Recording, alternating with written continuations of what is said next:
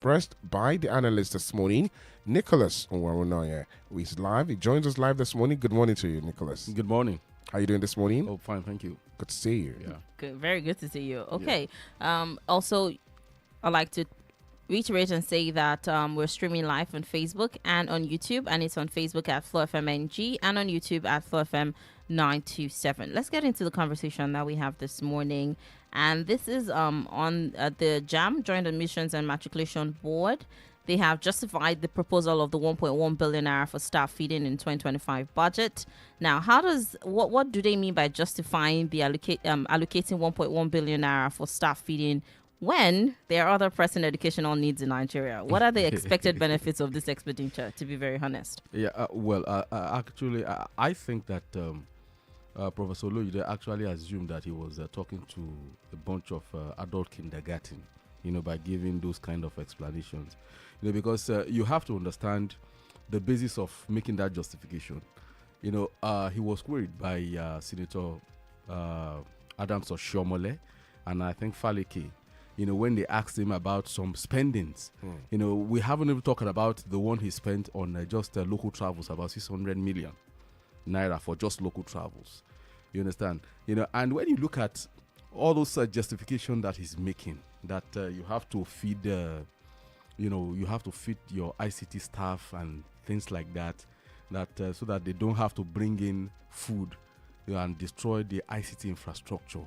You start asking, is this a professor really talking? Because I know I have 2 laptops at home, and my 6-year-old kids, they have 3, I have 6, and there is 1 10. They know better than to come near my computers. Not because I threaten them, but because there is proper education. And I see a lot of gadgets here, and I'm very sure in the studio here you don't eat. Do you bring food into the studio? Absolutely not. You dare not. Absolutely not. So now you are now talking of making a recruitment of, and I'm very sure those people who are manning the system are Gen Z, staff, not just the old school kind of. So those people are coming in without the proper education of knowing that you don't bring food into where you have ICT. Now, where do you make that kind of justification? I worked in the newsroom where you have banks of computers. Nobody subsidizes anybody's food. So sometimes you make some explanation, and it goes to, show that, I have not always known for a long time that at some point, some people are going to call out the JAM registrar, because I more or less, I see him more as he's very knowledgeable in the politics of governance, not actually governing, governing JAM. Because when you talk of JAM, what is JAM? It's a very sensitive examination, placement setting, arm of a government, that places people on matriculate, that is in universities, the placement exam. So it is not meant to be a showy kind of, where, you generate huge sums of money when you don't see the commensurate development in that particular, examination we are talking about. There has been a lot of issue bugging JAM, a lot of controversies bugging the institution. People are saying that, look, having to pay so amount of money every year, why not make it once in 5 years? Why not make it, so strong, such that not only in Nigeria, even other universities in, say, UK and the rest of them can take them, that is the moment you write JAM, you can use it to get, admission. Just elsewhere. like the SAT and exactly. and TOEFL. Okay. Exactly. So yeah. what is wrong with JAM? Migrating to that status of exam placement. So these are key issues that we expect him as a professor to have done. But each time you see him coming up with all these measures and things like that, and the only thing that appears to have bamboozled regulators, lawmakers, all this while is because of the money he claims to be generating. And now we are now saying that they gave him 600 billion, they gave him 4 billion. Is he about? Okay, they gave him 6 billion. He remitted 4 billion into that is the consolidated account. So, what's the point? Now, are you saying that it should not be commended, for the revenue that under his watch he's been able to generate? Now, hold on, please. Okay. If you remember, the previous JAM registrar Please assist me with his name. The man from Oyo. He's from Oyo State. I know. It will come to me. I will remember. He was generating 500 million, 600 million, 800 million, but we saw the significant, rise. We're under Professor Ishaq Oloyede. Is it not commendable for that first? No. See, let us put things in proper perspective. You understand? Now, this might be a bit controversial. You see, the thing is JAMB a revenue-generating body? That is the number one question you ask. What is the core mandate of JAMB? That is number one. Now, this is not to say that generating money while facing your core mandate is not commendable. That is not what I'm saying. But I'm saying that if it's at the expense of the core mandate expectations from that body, then there is a need to put you to remind you that, look, yes, it was quite commendable, but that is not what you were employed to do. Now, as to what happened to the previous registrar, I think he's facing the music right now. He's facing the music, So I don't want to comment on that because I still know that some of the cases are still in court. You understand? So, but be that as it may, let us just face it. The lawmakers, the senators have made legitimate demands from him, to explain certain things. And I knew it was just going to be a matter of time. People will see through all these shenanigans of raising money. That is always the thing about the Nigerian government. You understand? The moment you're able to raise, nobody cares to know how you're raising that money. And you and I know, where is this money coming from, really? It's not from those people who can afford universities in Hull University, UK, who can afford, people who can afford money, who afford universities in Ghana, afford universities in America. It's not for them. It's for the common man who sweats to put food on the table and educate their wards. So that is where the money is coming from. So at the end of the day, so I need to ask myself, are you doing me a favor? Are you doing Nigeria a favor? That is, I don't want to make, this is just what we should ask ourselves. And that is what the lawmakers are asking him. And he should answer. That justification for me is nothing. It's just like he's talking to adult kindergartens. And these people are not so, and not Adams or Shomole that I know. All right, hold on. Let me play you an audio. Take a listen to this. I joined in the preferring department by my deceased brother. That work with 1 billion cannot be miscellaneous. We need to have the details. But I also feel that the guys who are paying these, the source of revenue, they are the sons and daughters of people who are grossly underpaid.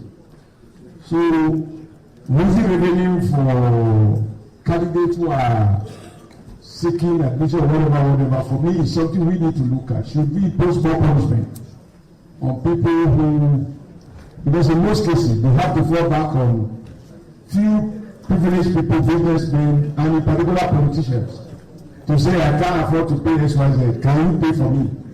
I think that JAMB should be sensitive to the reality of the country as it is today, that we are not supposed to put more burden on the children of the poor who attend universities. So for me, it's not something to celebrate, because it's like deepening the challenges that the poor are already facing.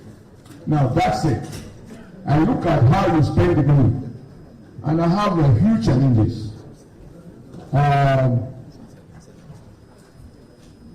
I see here local travels and transport orders, 600 million. Then 14 with Estelle. Local travels and transport training, 6.4 billion. Now, if you add the two, it becomes 7 billion. Which, how can you have two categories of local travel? Is it one within Kaduna, within Abuja, and the other one within Nigeria? How is it? All right, and that's Senator Adams Oshomole scrutinizing the budgets presented, by JAM, to the lawmakers.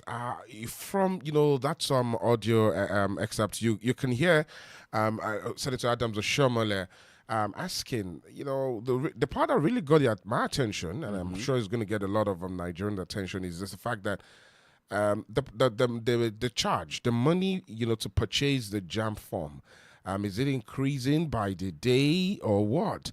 And how can we reduce the burden on the common man who goes through a lot to get the money to pay for the child or their words? Yeah, but that's the point.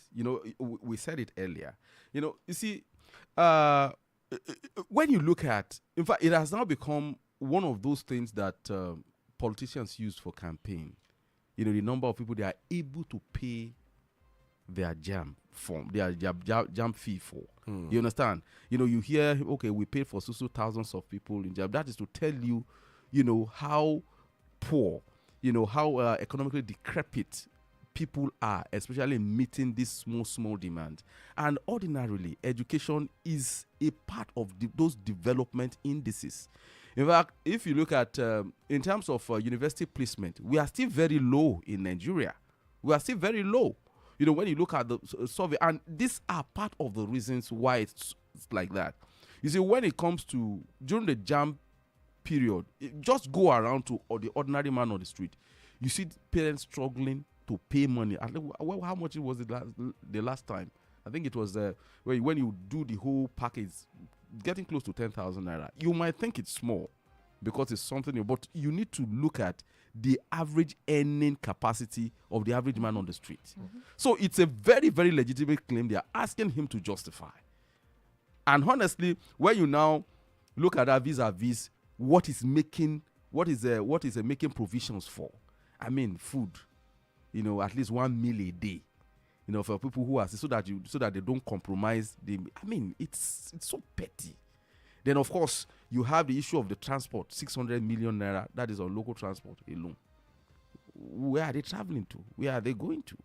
You understand? So, you see, and moreover, you see, I think that, there are certain things in government. All right, Nicholas, please, let's take this call. Okay. Hello, good morning. Hello, good morning. Hello. Hello, good morning. You're live. Good morning. This is Femi from Zongo. Please say your name again. Femi from Zongo. All right, Femi from Zongo is going to have a good morning to you, Femi. Please go ahead. Good morning. The name you were trying to recollect the other time, I think it's Dibu Ojerinde. Yes, please. Thank you. Yeah, thank you. Professor Thank Dibu you. Ojerinde. Thank you a lot. After talking Professor Isha Kolede, I've never been a fan of that man, honestly. You can cover up so many things under a particular decoy or whatever. But the point is, at the point in time, the truth will always surface. The question of Shomole asked is a very nice question and a very good thing. You making revenue, generating revenue for the government does not mean it should be at the expense of the citizenry.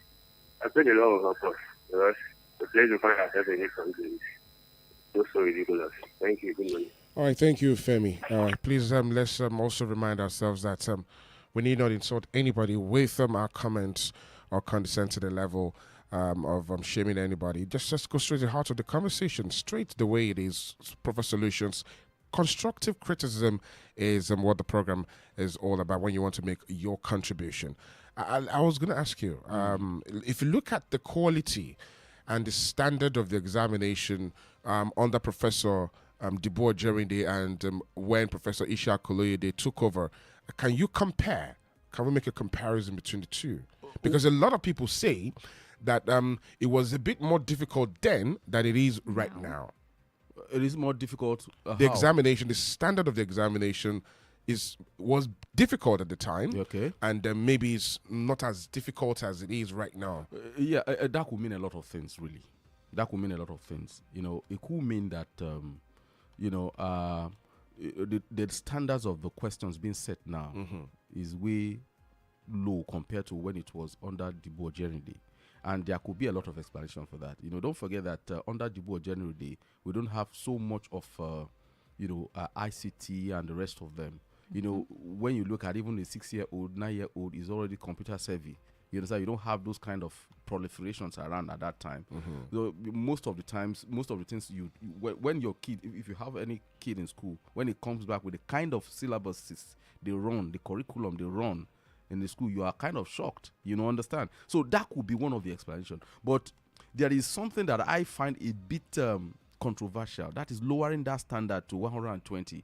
in our time, the baseline is 200. 200, yeah. You understand? Till date, there is no concrete explanation for that.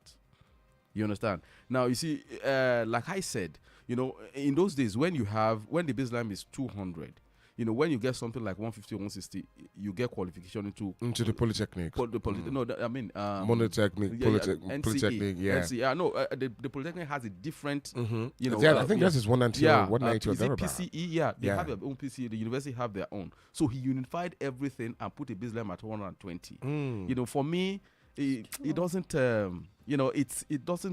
it's like reducing the standard, especially at the time when we are talking about falling standard of education and things like that. So that is on the one hand, and that is one very strong argument for Dibo during this tenure. You understand? You had a more in terms of integrity, you have integrity in that examination process. Yes, he has improved a lot of infrastructure. He has, this computer-based, system that he brought on board. Exams. Then you have the mock, that allows you to at least test yourself before you do the actual exam. Those are very good improvements. But you see, it goes back to the heart of what we are saying. You understand? Exam placement, should be exam placement. It will come with a lot of integrity in the manner and quality of questions you ask, the examination itself, and what it qualifies you for. You understand? So then, of course, this issue of how much you have to pay for what will just expire in just 1 year. You understand? So these are some of the things that I think that he should be more concerned about. And that was what that young man. That's he's a young man. From his voice, you can hear that. You can see that he's young, and that's his constituency, and that thing affects him. That's a simple. But let's quickly, before we move on, because I think it's a very sensitive, conversation. It is.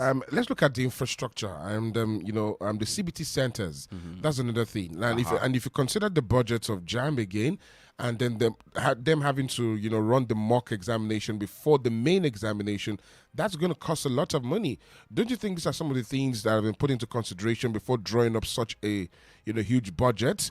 And then if you look at the computer, we really do not have so many of them like that. Do you think that JAMB should be concentrating or looking into building big structures across the federation where they have their own ICT centers where they can run? Because I know from experience of private computer CBTs, centers that run these examinations, and then JAMB pays hugely for them. Yeah, you see that, now when you have just made a very good point here. I would have expected an improvement in those infrastructures rather than budgeting for food. You understand? 1 meal per day. 1 meal per day. You understand? At 2,200. Okay. Feels like per person. Don't you think we should consider that as well? As a side, Yes, right. We're talking about that is it. See, plow that kind of money into firming up the infrastructure. Nobody will concern. If you notice from what was said there, nothing was said about the infrastructure. Nothing was said about improving infrastructure. You understand? So it was more or less like what was considered frivolous, that they raised, And let me tell you, if a forensic auditor takes that budget and tears it apart, you are going to see more. You are going to see more. Because from the one, even when I saw, when the commendations were coming and the rest of them, 8 billion naira this year remitted into COVID, there were so many gaps that jumped out. But I know, when there is a bandwagon, you know better than to go against it. You understand? At the time when you have President Muhammadu Buhari who is looking to discredit a previous administration, that there has been a lot of gaps and things like that. So when somebody comes up and said he's able to save from blocking holes and things like that, and you have so amount of money, you know better than to ask questions about it, because it will mean like you are justifying what was happening in the previous administration. No, but now, you now have an Adams or Shomole who understands anything that has to do with budget. He's been a governor for 8 years. He knows the budgetary process, and he's been a union. He's been a unionist. Before then. So things like that don't escape people like Adams or Shomole. And there are going to be a lot of questions to ask. As the day goes, it's not going to go down soon. So easily, yeah. Okay. Yeah. All right, well, let's move to another conversation. Well, still quite closely related is the EFCC is urging tertiary institutions to introduce anti-corruption courses into the curriculum for undergraduates. That's in 100 level, right? Would this help to reduce the level of corruption in Nigeria? really? Maybe while at it too, they could ask for other courses in this and that, how to do that, how to do that. Look, see, you see, I think the EFCC chairman has too many playing time. He should get down to working. That is why you can come up with all these frivolous ideas about corruption, introducing corruption, whatever. See, the real problem is this. I'm very sure the EFCC, as is currently considered, does not even know what its core mandates are. You understand? You see, people will always steal. In fact, as far back as 2005, 2005, I went for a program. I went for a training program in anti-corruption and investigative reporting. You understand? And one of the resource persons happened to be the editor-in-chief of TEL, Nosai Giebo. He was one of the resource persons we called on. Then there was this chairman of YFM, the CBN, West African Central Bank, body. And all right, please, Nicholas, we have a call. Hello, good morning. Hello, good morning. Good morning, please. What's your name? Yeah, please, am I on to Flow FM station? Yes, please, you're on Flow FM. You're on to Flow FM 92.7. My name is Kola. Adekola. All right, Adekola, it's good to have you. Good morning. The headline news review, please have your say. Yeah, good morning. Please, let me just contribute my own quota without taking your time. All right, please go ahead. First, kudos to the guests in the house. And I give you guys for good work you are doing. You see, the guests have said it all. Considering the difference between Dibu Ojenide and Professor Isakolede, of course, there's no two way about it. Professor Oloyede has actually reduced standards, no doubt about that, which is not acceptable, which is not good enough. Then going forward, you will discover that during the era of what they call Dibu Ojenide, the rate of exposure of children to ICT compared to now is low. The accessibility, the computer literacy of children or kids or students then, cannot compared to what is happening now, what is accessible now.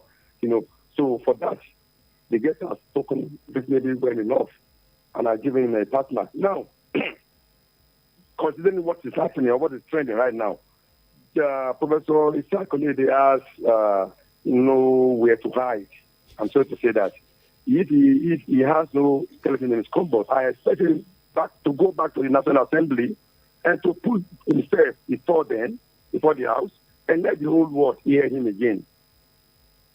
If he has nothing to hide, he's supposed not that now they're claiming, because I heard him yesterday on the national TV in the night that was saying that maybe there is a misrepresentation of the figures, there is this, there is that. It was, I'm sorry to say, it was just trying to take defense. It's not done anyway. Let him go back to National Assembly that he wants to prove to them. Tell them or tell someone that he doesn't know what he's doing. Because nobody will tell us that at that level, Oshomani does not know figures or does not know what he's doing. No. So it's so unfortunate that when you see people at the helm of affairs doing this way, you'll be so sorry for this country. I wonder how 850 million will be used for fumigation, security cleaning, for what? All right, thank you, Adekola. And 1.1 billion for food. I don't really get it right. Adekola. Thank you. We have a space of 60 seconds to pass comments so we can have others, make their contributions as well too. Thank you very much. Well said, Adekola. Thank you. Please go ahead. Well, thanks for that. But we're talking about the EFCC thing. Yeah, I said there were a lot of resource persons, including Professor Patutomi. Yeah, see, people will always steal. It's human nature. It's part of that entropy thing. You understand? There will always be corruption. But you see, there is a need to, if you want to tackle corruption, you have to look at what are the remote causes of it. Now, take a look at this issue of Yahoo, all these fraudsters, young fraudsters. Why are young people going into fraud? Wire fraud and the rest of them. Why are they doing it? You have cases of people killing for ritual murder. Why? You understand? So that, for me, is not about corruption.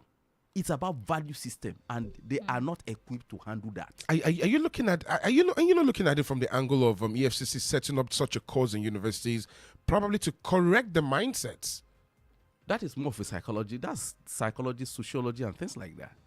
Now, if it's coming from them, is it not something that what do they call them now? Please help me with it. What do they call them? The body responsible for setting up university curriculum. Okay, NUC. NUC. Yeah. The National Universities Commission, shouldn't they look at it as okay? It might be a good step, and then push to maybe the sociology or psychology department to offer it as a general course. Because I remember while I was at the Polytechnic of Lagos, there was a course that everyone is mandated to do.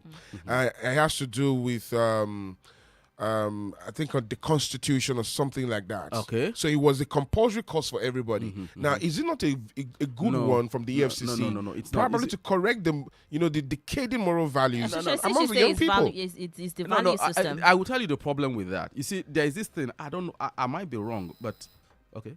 No. Go ahead. Okay. Yeah, I might be wrong about. All right, this. Nicholas, we need to just Okay, please. Good morning. Good morning. Good morning to you. Please, what's your name? Shagun from Gama. Hello, Shagun from Gama. Good morning. Good morning, please. Go right ahead. What's your contribution? All right, please try and call back if you can. Nicholas, please go ahead. Yeah, you see, there is what you call the ad hominem issue. You understand? They call it, I had that expression when they were pushing a law on stigmatization, HIV/AIDS. I was part of the advocacy, group, journalist advocacy group then with Journalists Against AIDS, JADE. So some of the lawyers argued what they call the ad hominem, that if you have a problem, you have to create a law for it. If you have a problem, if another disease comes out tomorrow, you have to create another law for it. So that was why I said, while at it, maybe we can equally have anti-terrorism, courses too. We can have this one courses too. So you see, sometimes, if you are not careful, they are tackling the problem the wrong way. Institutional corruption is what they are meant to tackle. Things that allows for such things to happen. You understand? So anti-corruption is well known that the baseline is stealing. Don't take what does not belong to you. So the value system in the society is so warped. I recall the former president saying that when he said, as far as he's concerned, corruption is not Nigeria's problem. He then said, he now explained that a former justice said most of this so-called corruption could have been captured under just thievery, misappropriation and things like that. But you just come and say corruption is so abstract. It's so difficult to prosecute. That's why you have that problem.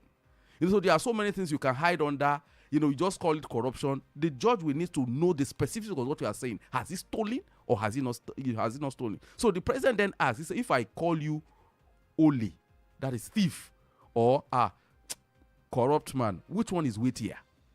And everybody agreed that when you say somebody is a thief, it carries more weight. You feel like picking up a stone and smashing the person's head, But when you say it's corrupt, the idea is vague, is not. So that is what I think they should be concentrating on. There are better ways of fighting this thing. You understand? If you ask me, those issues are not what their mandate is. The mandate is official corruption, like we are talking about now, this budget padding and the rest of them. That is where we need to see bodies swinging in the marketplace. You understand? That is my point. So those are the issues. So to what end you introduce another course? Does it stop them from doing the Yahoo thing? It doesn't. After all, those people go through universities now. Don't they go through universities? So at the end of the day, when they come out, are they better people? So exactly what is making them, what is driving them into that? They go into it, they know that they have a certificate, they can't get a job. They can't get a placement.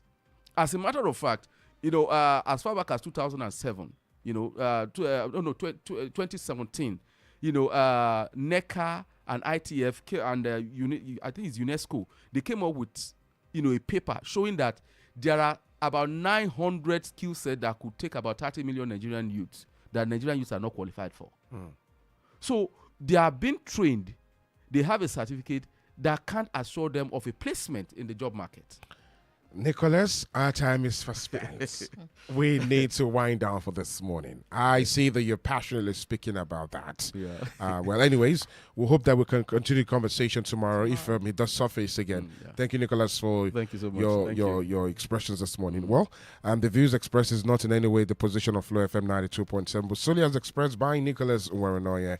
I am Dayo Adeyemi. Thank you for your contributions, Adekola. Thank you for your contribution as well, too, from Zongo. And Femi from Zongo, thank you for your contribution. That's the start of the program. We're back tomorrow, 8 to 8:30 a.m. I am Dayo Adeyemi. And I'm Danielle Shitta-Bey. Thank you for joining us. Here to light up the city.